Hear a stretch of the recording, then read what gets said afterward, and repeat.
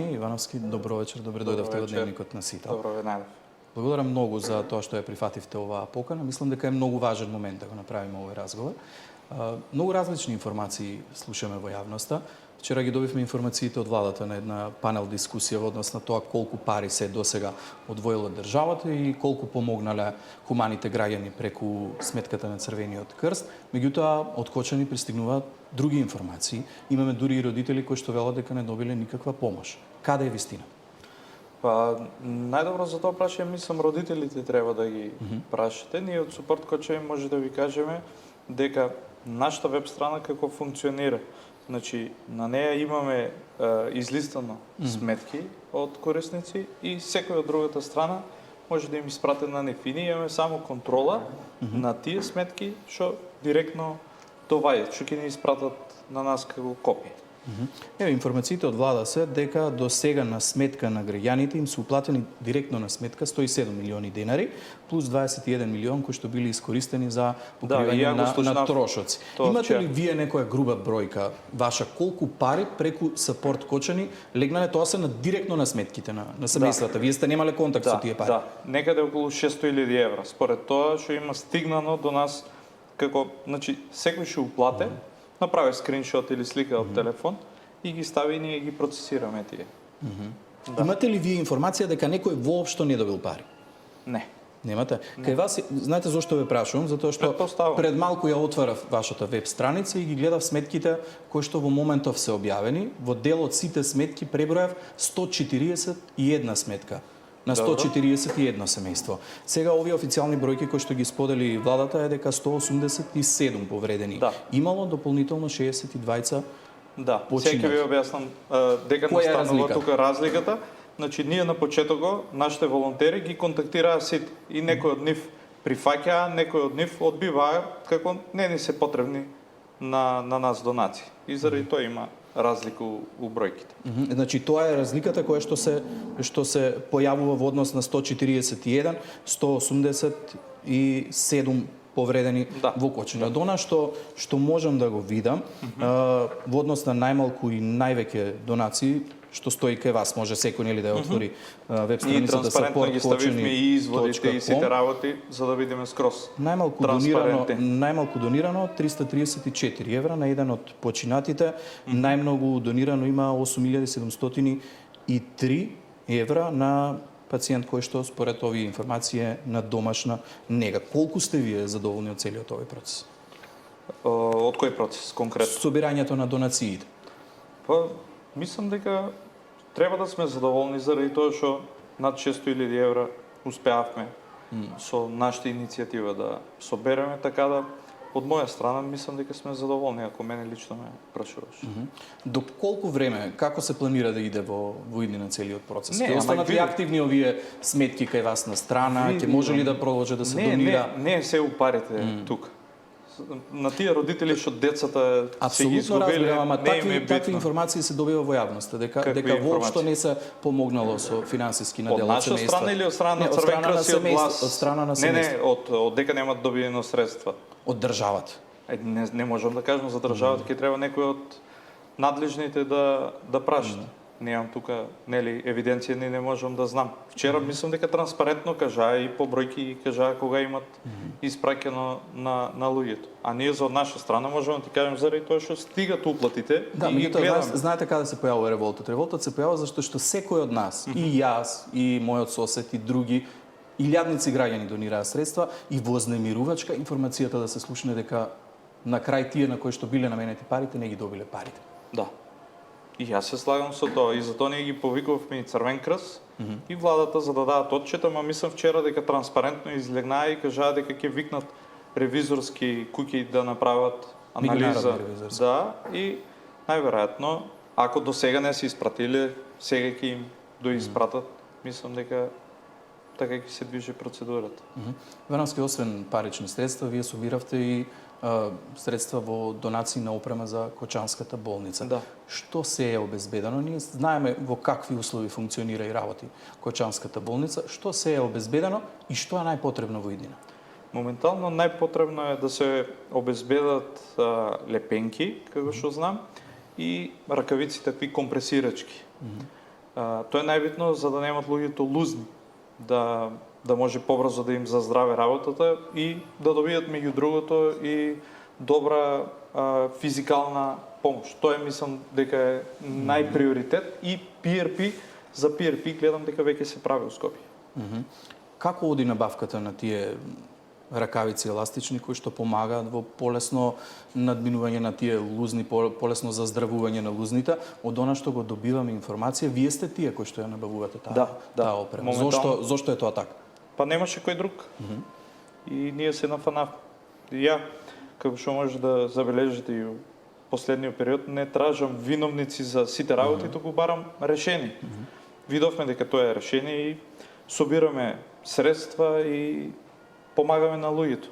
На тоа се концентрираме. Гледате дека последниот период немаме ни изјави, ни некој да напаѓаме, ни ништо. Разбираме ги сите, разбираме дека е бирократска работа, бирократска процедура, некои работи, ние се концентрираме на децата што можеме да им помогнеме повеќе. Колку чинат тие ракавици, за да знае јавноста каква помош е потребна? Од 500-700 па до 2-3 евра, зависи нели на кој колкава изгореница има и тие не се еднократни. Тие мора да се носат многу подолго време и да се менјат повеќе пати. А лепенките се од 20 до 50 евра и сега замисли таа една лепенка од прилика толку голема, некој што има повеќе изгореници треба да стави неколку и да ги менја. Значи по 200-300 евра на едно лепење. Од кај ги набавувате овие материјали? Од донации. Значи, од земјава се купуваат или по нарачка со од странство, не. Те сега од Америка стигна последна пратка, имаше мислам од Чешка, друга пратка, сега се собираат други од Америка. Македонци што живеат у Америка купуваат ги од Амазон, од аптеки, од се, собираат ги у куфери и ни ги праќаат на нас, ние ги носиме у болницата.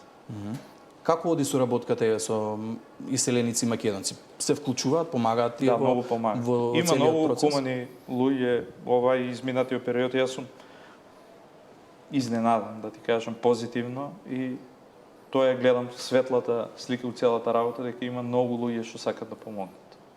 Во однос на опременоста на Кочанската болница со екипа, еве слушнавме вчера од директорот на Фондот за здравствено осигурување дека излегува со поразлични информации. Ако пациентите велат има еден доктор, тој вели дека има 20 доктори, 4 физиотерапевти, многу повеќе вработено лекари и медицински сестри. Гледате ли можност на некој начин дополнително државата да интервенира во помош на болници? Тие деца, сега ви кажам главниот проблем дека тие деца моментално што одат на PRP. Прво, не можат преку ден да патуваат заради изгорениците. Фамилиите одат со нив, треба да им дават вода, не може сами ни шише да фанат, пример, со раката. Ја мислам дека треба државата да им помогне укочени да ги прават тие ги прават у Скопје, нели? Да, моментално на пластична хирургија. И најпат ни праќаат деца слики, значи чекат у една соба, исполегнати, сите чекат цел ден, па чекат да се стемне вечерта за да може да патуваат назад, цела фамилија со нив. Многу е, мислам, малтретирачки процес, мислам дека ќе е подобро да се соберат доктори и опремата, да префрлат укочени.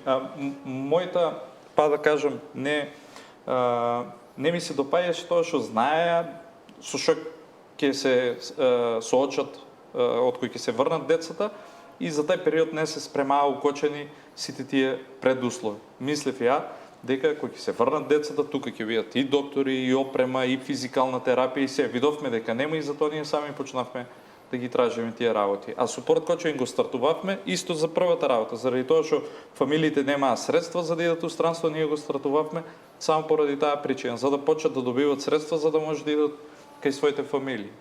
Тоа е работата и ние ќе функционираме се до моментот додека и последниот не се излече и тоа е тоа. На кој начин ќе функционирате? Тева како ќе помагаме. Те примерно најпат на некој од децата му кажале дека магнетна резонанса треба да праве, тука му кажале дека 2,5 месеца треба да чека, тие доктори, не знам од која држава беше, му сугерирале дека треба одма од таму што се го испуштиле. И сега ние ќе најдеме некаде на приватно да му платиме. Мислам, глед, таа е глобален проблем што го имаме ние у здравство и се. Ние нема да го решиме, ни па сакаме за кочанчани да има некои по добри услови, посебни. Не, ќе едноставно ние од Супорт Кочин пробуваме да најдеме решение за даден проблем. Не сме тука да седнеме и да правиме сцени и работи. Јас сум сконцентриран само на позитивните работи и како да изнајдеме решение за даден проблем. Иван, сега имаше една информација, најава од Мицковски, дека заедно со Европската комисија планираат акција Кочани 2030. Да, Спомена тоа се поздравување. и на оваа панел дискусија дека во многу брзо време, ако не грешам викендот ќе бидат објавени некои информации во однос на тоа што ќе се преземе, ама еве како кочанчанец. Што е тоа што му треба на градот за барем малку да се врати во Точно некаква знам што му нормала? треба на градот и да се надоврзам на ово. Значи не се сите работи толку лоши у Македонија и не сите институции се затајале у оваа ситуација.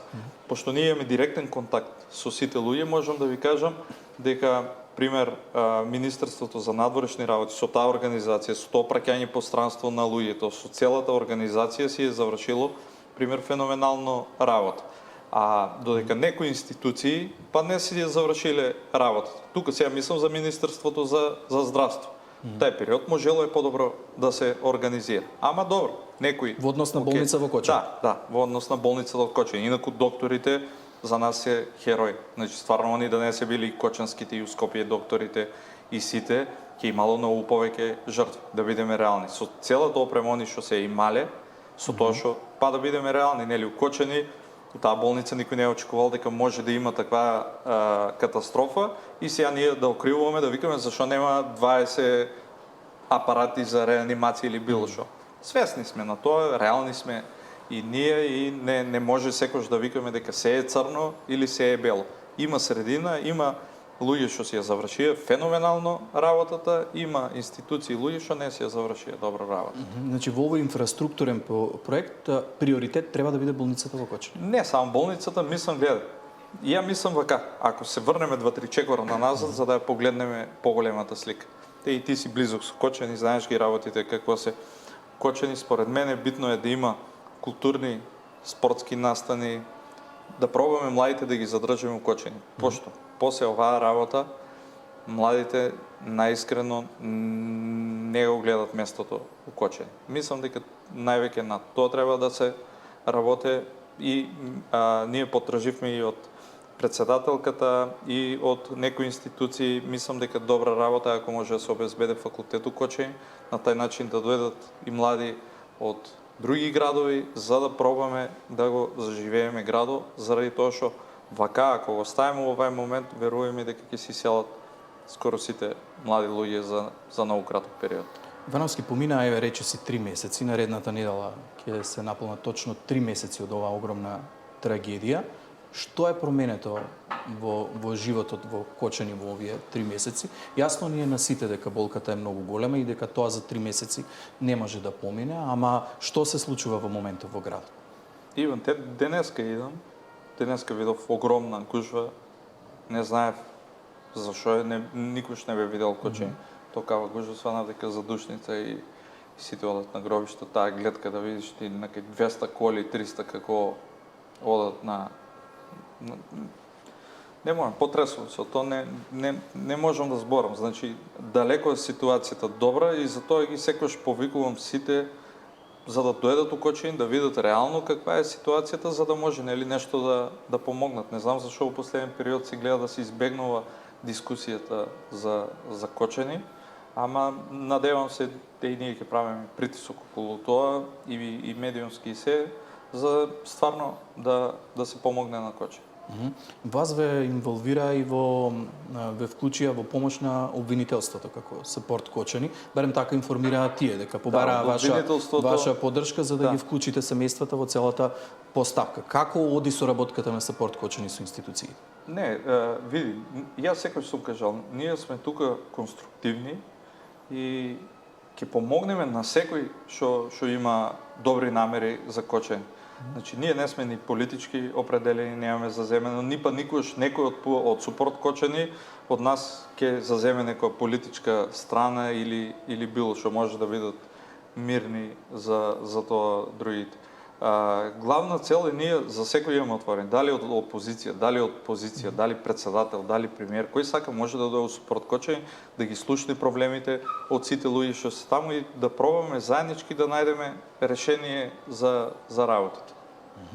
Уште еднаш јас ќе искористам можност да ги повикам сите кои што се во можност да донираат, дали преку Сапорт Кочани или на било кој друг начин што можат да помогнат или со директни донации на повредените, но пред да го завршиме овој разговор, морам да ве прашам, обвинителството информираше дека истрагата е завршена. Денови се во прашање кога ќе излезе обвинителниот акт. Според овие досега прибрани информации, 46 лица се осумничени директно, уште 14 полициски службеници во посебен предмет. Што би било според вас тек на случајот кој што би значил некакво задоволување на правдата во овој случај? Види, јас секогаш се концентрирам само на позитивните работи. Од мојот прв ден кога дојдов кога почнавме со Супорт Кочани, беше да им помогнеме на луѓето моментално што се у болница и слично. Кочани, како што се сеќаваш, првите денови имаше големи протести. Ја бев првиот што реагирав дека у моментот не треба да ескалира ситуацијата, заради тоа што нема да можеме никако да им помогнеме. На тај начин нема да им помогнеме на болните луѓе што се у странство, туку треба да се мобилизираме и да помагам. Јас сум секогаш за тај начин да најдеме на добар начин како да направиме.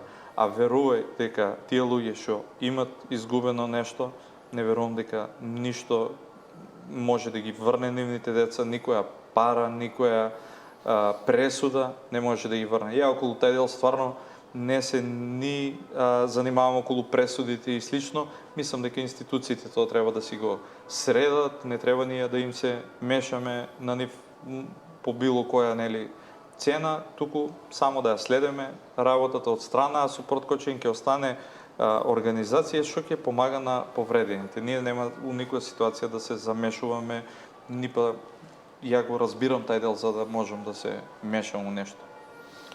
Иван, ве следам од првиот ден кога се појавивте, и тебе, и Дарко Стоилов, и Никола Вржалски. И еве, јас лично ви благодарам за сето она што го направивте за Кочани, за повредените од оваа огромна трагедија, на семејствата на оние кои што имаат загинати.